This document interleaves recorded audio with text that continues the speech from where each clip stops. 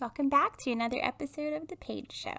So I was having a talk with my oldest daughter, and it was about math. So we can go ahead and chuckle because it's literally my weakest subject. But I can actually pat myself on the back a little bit because I'm starting to realize as an adult the love of numerology. Again, a spirit work, metaphysical tool in my toolbox, has created this love of numbers, which in talking with my daughter came out the other day. I realized, I'm not so afraid of math anymore. And it's kind of comical that it makes more sense to me now when I don't really need to be tested on it or do much with it. But in school, that would have been much more helpful at age 8 or 10. When I remember struggling the most, or in college when it really got crazy. So I was talking with her and really trying to explain to her it's kind of like numbers are just constantly repeating. It's like infinity. They just go and go. And if you start to see the pattern of them, instead of thinking about literally each number added to another or subtracted, whatever she was doing at the time, just start to see what makes sense to you by grouping them together. I realized that was a huge message outside of it. And it was funny because as you start to help people, whether it's your child or some stranger that you're going to give encouragement to you, if you really sit around for a while, if you pay attention to what's happening, words that come out of your mouth, like you want people to listen to them, you also listen to them, you'll notice that spirit usually gives you a little bit of food for thought, for your soul, in everything that you share with others as well. I definitely see that happening on this show. Most of the things that come up is because I've had an aha moment, but I will definitely admit that I don't usually listen to my own podcast. I record them, I send them off, and I have no desire to really re-listen to them. They're very much in the moment, and I honestly don't really love hearing my own voice. So there are times where I have to listen to them for editing or whatever purposes, and I will say, hey, did I say that? It'll stop me in my tracks, and I realized that whatever came out of my mouth was new for me and also for me, not just for someone else, me putting it out there thinking it was for others. And so we had that moment with my daughter just talking about math, and I realized, man, the more that you know, the more there is to know. It's never ending. So knowledge is kind of like numbers. It's just always there. It's infinite. It's forever going. It's forever expanding, and it's forever accessible. You can always access it. And that was really my aha moment, is that the more that we learn, there's always more to learn, because you expand outside of your current bubble and you go into a new layer of a new bubble, and you realize, there's so much more in this bubble. And then as you grow, you need another layer, and it just keeps expanding and expanding if you grow, if you choose to grow. And so one thing that came to me in that as well was beliefs, because I talk a lot about beliefs on the show and how they hinder growth. And if we could accept things outside of our beliefs, we automatically grow. You're already, by doing that, you're opening up a different part of your mind to say, okay, I'm open to believing or accepting that there's more to what I already thought about that. And just that first step will expand what I'm talking about. You expand into another area. And so I thought, man, if we accept things outside of our beliefs, it really creates a stronger foundation of trust, because you realize, wow, that was there all along and I didn't see it that way. I let a belief hold me back from seeing it that way.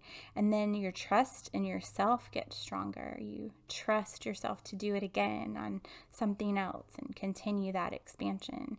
And then it eventually gets so big outside of yourself that you can see that, God and creation and universe goes so far beyond us as well, that it is ever expanding. And so you're just constantly expanding your energy, your mind, everything, that bubble around you. Just think about it getting bigger, bigger, bigger.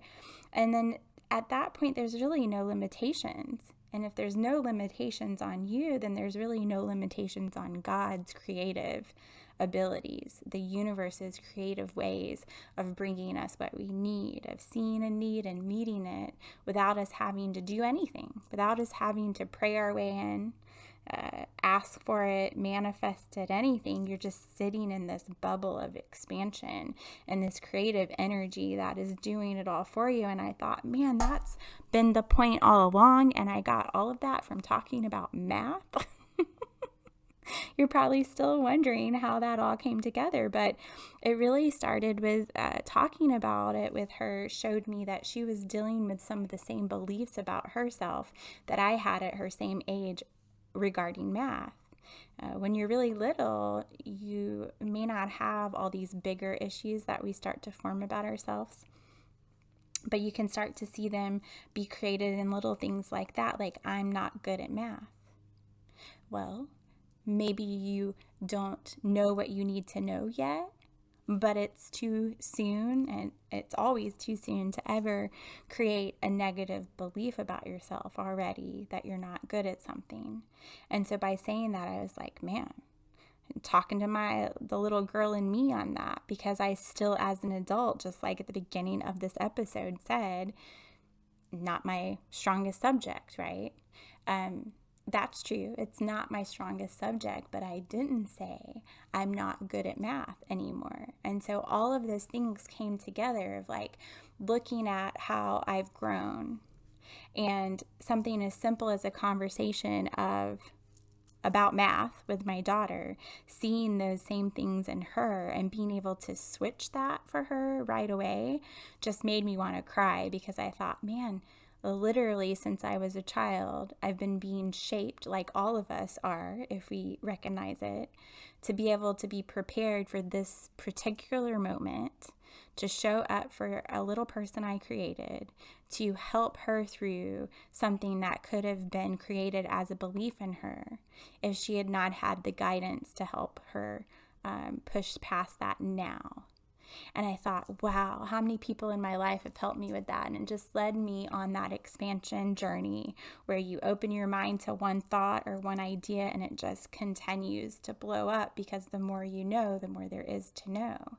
And so it led me down many rabbit holes, many levels of expansion, but I felt overwhelmed with gratitude because had it not been for people in my life that helped me have a different take on a belief, or help me shift a belief I was already forming about myself, I'd still be carrying that. In fact, that's what happens to us all.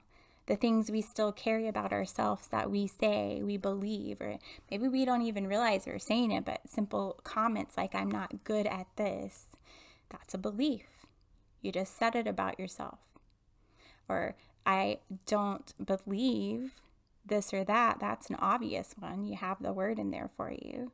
But I'm talking about all the ones I want you to think about where they're not obvious, where you've said them in ways that can sneak into your consciousness and be there for years and years before something pushes you to say, I don't like the way that feels anymore. I don't want to believe that. I don't want to think that. And so if it were not for the people who helped me, where would I be on certain beliefs? And that's the road I went down.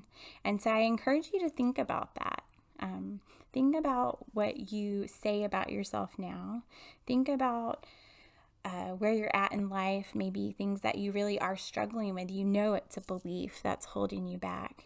And just kind of backtrack and expand on where that began, bring it back to center, and then begin to process where that started. And through the processing, you can reshape your thought about it.